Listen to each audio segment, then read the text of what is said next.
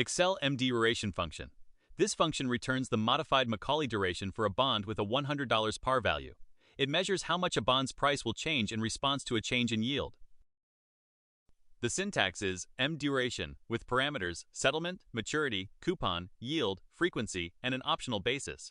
It has the same parameters as the duration function. There are 6 arguments: settlement, the date the security is traded to the buyer; maturity, the date when it expires; coupon, the annual coupon rate; yield, the annual yield; frequency, the number of coupon payments per year, which can be 1, 2, or 4; and basis, an optional day count basis type from 0 to 4. Here's an example. We have a bond with a settlement date of January 1st, 2010, maturing on January 1st, 2016. The coupon rate is 8%, the yield is 9%, with semi-annual payments and an actual over actual day count basis. The MDURATION function returns 4.64. This is the modified duration in years, which tells us the approximate percentage price change for a 1% change in yield. Watch out for common errors. A value error occurs when settlement or maturity is not a valid date.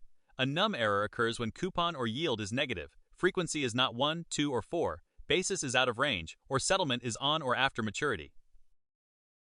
Key points to remember. MDURATION is the modified Macaulay duration, equal to Macaulay duration divided by 1 plus yield over frequency. It directly measures percentage price sensitivity to yield changes. Modified duration is always slightly less than Macaulay duration. Thanks for watching. If you found this tutorial helpful, don't forget to like and subscribe for more Excel tips and tricks. See you in the next one.